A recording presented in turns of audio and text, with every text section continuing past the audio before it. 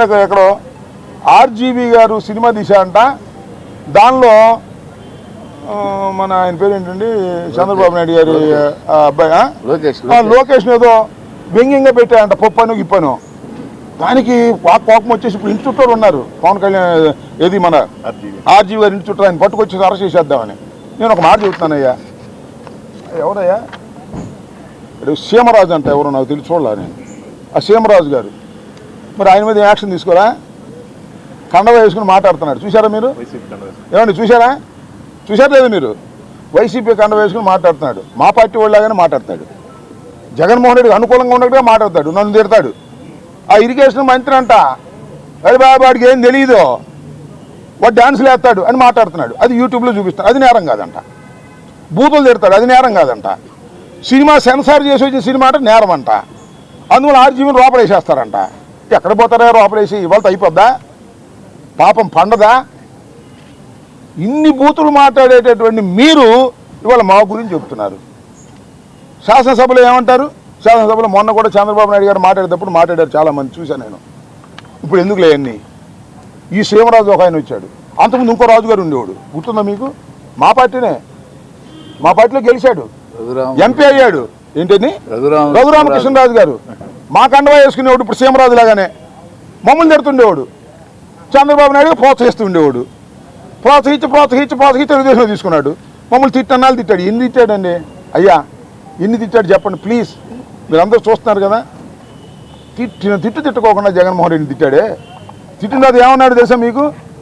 నేను జగన్మోహన్ రెడ్డి నా ఫ్రెండ్ రాజశేఖర రెడ్డి కుమారుడు, తప్పో రైటో తెలియక వాడు వీడు అన్నా నీకు అన్నాడు స్పీకర్కి ముందు. తిట్టినాను ఆయన ఒప్పుకున్నాడుగా. ఆయన ఇప్పుడు స్పీకర్ చేశావు ఆ రాజుగారిని. మళ్ళీ ఈయనెవరు ఇంకో రాజుగారు వచ్చాడు. పాపం ఆ రాజుగారు పేమెంట్ తీసుకునే మనిషి కాదులే, కాస్త చంద్రబాబు నాయుడు వల్ల పడి జగన్మోహన్ రెడ్డి గారిని తిట్టాడు మా కండవ వేసుకుని. ఇప్పుడు కొత్తగా ఇంకో సీమరాజు గారు అంట, ఆయన వచ్చాడు. ఆయన క్యాష్ మొత్తం లోకేషే, రోజు తిడుతున్నాడు, ఇష్టం ఉన్నట్టు తిడుతున్నాడు. దానికి సెన్సార్ లేదు. ఆర్జీవీని అయితే లోపలేస్తారు, సీమరాజుని అయితే నెత్తిని పెట్టుకు పొగుడుతారు. ఎక్కడ పోయే కాలం వచ్చిందా? మీరు ఏది నాకు అర్థం కాల. ఇవాళతో అయిపోతాయా రాజకీయాలు? నేను మనవి చేస్తున్నా. ఇవాళతో ప్రభుత్వాలు శాశ్వతంగా ఉంటాయని మనవి చేస్తున్నా. చట్ట ప్రకారం వెళ్ళకపోతే ఎవరైనా మూల్యం చెల్లించవలసిందేననే విషయాన్ని దయచేసి గుర్తుపెట్టుకోమని ఈ సందర్భంగా నేను చెప్తున్నాను.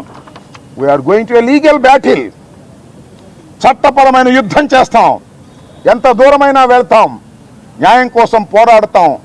చట్టం ముందు లోకేష్ అయినా, అంబటి రాంబాబు అయినా, సీమ రాజైనా, ఆ త్రిపుల్ రాజైనా, ఇంకో స్పీకర్ గారు అయ్యన్న పాత్రుడైనా, ఈ లింగపాత్రుడైనా, ఎవరైనా ఒకటేనని నిరూపించేంత వరకు మేము పోరాటం చేస్తాం, తగ్గేదే లేదని కూడా ఈ సందర్భంగా నేను చెప్పవచ్చు.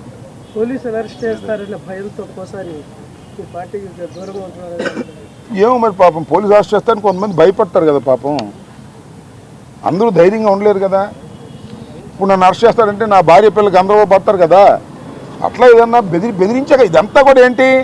మేము అరెస్ట్ చేస్తాం, మీరు పోస్టింగ్లు పెట్టొద్దు. మేము అరెస్ట్ చేస్తాం, మీరు మీడియాలో మాట్లాడొద్దు. మేము అరెస్ట్ చేస్తాం, లోపలేస్తాం, మీరు జై తెలుగుదేశం అనండి, వైఎస్ఆర్ కాంగ్రెస్ పార్టీకి రాజీనామా చేయండి. ఇదే కదా. ఎంతమందిని కేసులు పెట్టి బలవంతం చేసి రాజీనామా చేసుకుంటే ఉంటారా మీ ఇంట్లో? మళ్ళీ మీ ఇంటికి నిప్పు అంటుకున్నప్పుడు మా ఇంటికి రారు, వస్తారు. కాలచక్రం గిర్రని తిరిగిద్ది, టర్రని తిరిగి వచ్చేసింది. మళ్ళీ తిరిగి వచ్చేసిన తర్వాత ఉంటుంది భజన. అది విషయం. చట్టం తన పని తాను చేసుకుపోయే విధంగా ఈ ప్రభుత్వం ప్రవర్తించకపోతే న్యాయస్థానాలకు వెళ్తాం, సుప్రీంకోర్టు దాకా వెళ్తాం, న్యాయ పోరాటం చేస్తామని మీ ద్వారా ప్రజలకి, ప్రభుత్వానికి చెప్పదలుచుకున్నాను. ప్రజలకు మనవి చేయదలుచుకున్నాను.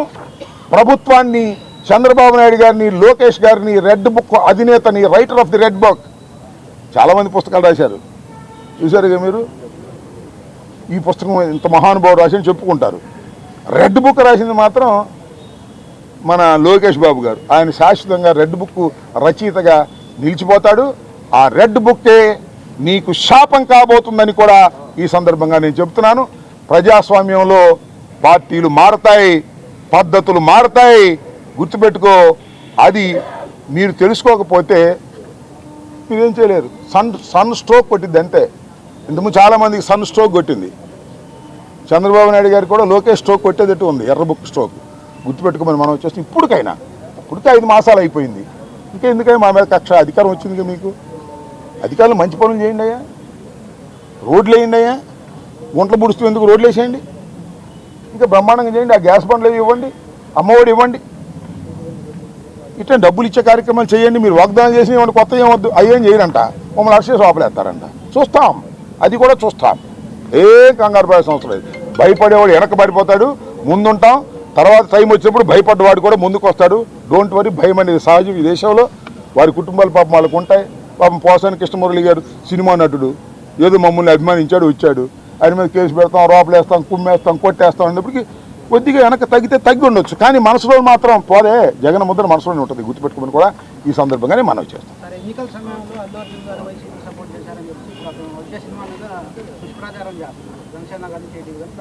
అల్లు అర్జున్ గారి సినిమా మీద ఎంతమంది దుష్ప్రచారం చేసినా అది పార్ట్ 2 కదా.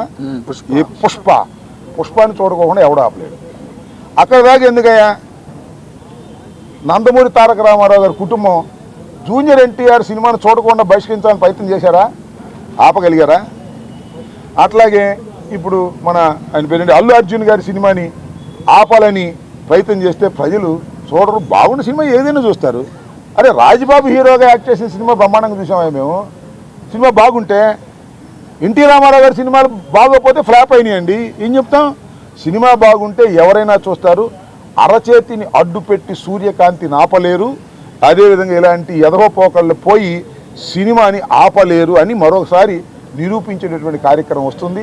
అల్లు అర్జున్ అయినా, లేదా జూనియర్ ఎన్టీఆర్ అయినా, లేకపోతే మరొకరైనా సినిమా బాగుంటే ఎవరైనా చూస్తారు, బాగోపోతే ఎవరు చూడరు. నాకు తెలిసి అందరూ ఉవ్విళ్ళూరుతున్నారు. పుష్ప 2 చూద్దాం, దానిలో ఎంత బ్రహ్మాండంగా ఉంటుందని అందరూ ఎదురు చూస్తున్నారు. నేను కూడా ఎదురు చూస్తున్నా. మరీ థియేటర్లోకి వెళ్ళి చూడాలంటే ఇబ్బందిని, నేను కూడా పుష్ప 2 ఎలా ఉంటుందో చూడాలని నాకు బాగా కోరికగా ఉంది. ఎందుకంటే చాలా అద్భుతంగా, పార్ట్ 1 అద్భుతంగా ఉంది కదా, హాలీవుడ్ స్టైల్లో ఉంది కదా, అందరినీ తలదన్నే విధంగా వెళ్ళాడు కదా అల్లు అర్జును. అందువల్ల బాగా జలసిగా ఉంది కొంతమందికి. మీ జలసి వల్ల మీ కడుపులు పుచ్చిపోతాయి, గుర్తుపెట్టుకోండి. పోయేవాడిని ఎవడో పట్టుకోలేడు, పైకి వెళ్ళేవాడిని. మీరు పట్టుకోవాలని ప్రయత్నం చేస్తే మీ కడుపులే గ్యాస్తో పుచ్చిపోతాయి, గుర్తుపెట్టుకోమని ఈ సందర్భంగా చెప్పదు. ఏంటి, నేను సినిమా చూడమని నువ్వు చూడు, నాకు రాదు, టికెట్ ఇస్తాను నీకు, అందరు చూడలేను. కానీ నాకెందుకు సినిమా ప్రచారం? అడిగారు కాబట్టి చెప్పాను. నేను సినిమా జోలికి వెళ్తానా? అడిగారు కాబట్టి చెబుతాం. అప్పుడెప్పుడో బ్రో సినిమా గురించి వెళ్ళాము, దానిలో నాది కూడా పెట్టారు కాబట్టి. నేను అనేది ఏంటంటే, మీరు అడిగారు కాబట్టి కాస్త చెప్పాలి కాబట్టి, మీకు చెప్పకపోతే బాగోదు కాబట్టి కొన్ని ఏమో చెప్పము, కొన్ని ఏమో చెబుతాం. మనకు నచ్చింది చెబుతాం, మనసుకు నచ్చని నో కామెంట్ అని వెళ్ళిపోతాం. అని అడిగాడు. జూనియర్ ఎన్టీఆర్ని, అల్లు అర్జున్ని ఇద్దరిని బహిష్కరించాలని ఎవరైనా అనుకుంటే అది మీ భ్రమ తప్ప ఎవరిని బహిష్కరించలేరు ఈ దేశంలో, ఈ సినిమాల్లో. గుర్తుపెట్టుకోండి, అల్లు అర్జున్ ఈజ్ ఇంటర్నేషనల్ యాక్టర్గా రూపుదిద్దాడు. అవునా కాదా? Thank you.